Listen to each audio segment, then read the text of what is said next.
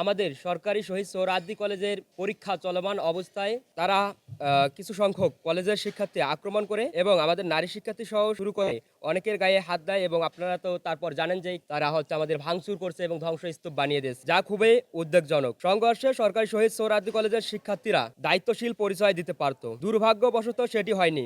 কারণ এর মধ্যেই তৃতীয় পক্ষ ঢুকে গেছে এবং তৃতীয় পক্ষ দ্বন্দ্বকে উস্কে দেওয়া থেকে শুরু করে সংঘাতে অংশগ্রহণের মাধ্যমে আইন শৃঙ্খলা পরিস্থিতিকে বেসামাল করে দিয়েছে।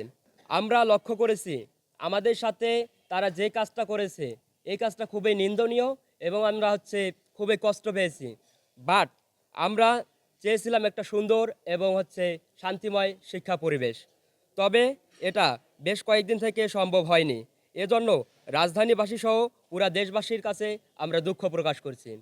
কারণ আমাদের শিক্ষার্থীদের প্রধান লক্ষ্য শান্তি, আমরা কোনো সংঘাতে জড়াতে চাই না।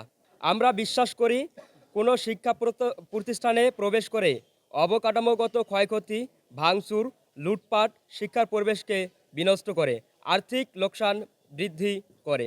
আমরা চাই শিক্ষা প্রতিষ্ঠানসমূহে নিরিবিলি শিক্ষার পরিবেশ বজায় থাকবে। এজন্য সরকারি শহীদ সোহরাওয়ার্দী কলেজের সাধারণ শিক্ষার্থীদের সহনশীল মনোভাব পরিচয় দেওয়ার জন্য আহ্বান জানাচ্ছি। সবার প্রতি উদাত্ত আহ্বান জানাবো আগামী দিনসমূহে কোনো রকম সংঘর্ষে না জড়ানো। গভীর উদ্বেগের সাথে লক্ষ্য করছি গত কয়েকদিনের ঘটনা প্রবাহে সরকারি শহীদ সোহরাওয়ার্দী কলেজ শিক্ষার্থী পরিচয়ে কিছু তৃতীয় পক্ষ ঢুকেছে এবং সরকারি শহীদ সোহরাওয়ার্দী কলেজের ছেলেপেলেদের উস্কে দিয়েছে।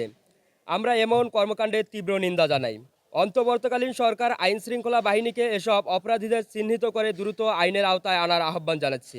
আমরা আইনের প্রতি শ্রদ্ধা রেখে বলতে চাই, যে সমস্ত তৃতীয় পক্ষ সরকারি শহীদ সোহরাওয়ার্দী কলেজ, কবি নজরুল সরকারি কলেজ এবং ডাক্তার মাহবুবুর রহমান মোল্লা কলেজ, এই তিন কলেজের মধ্যে যারা এই বিশৃঙ্খলা তৈরি করেছে তাদেরকে প্রশাসন চিহ্নিত করে আইনের আওতায় আনবে।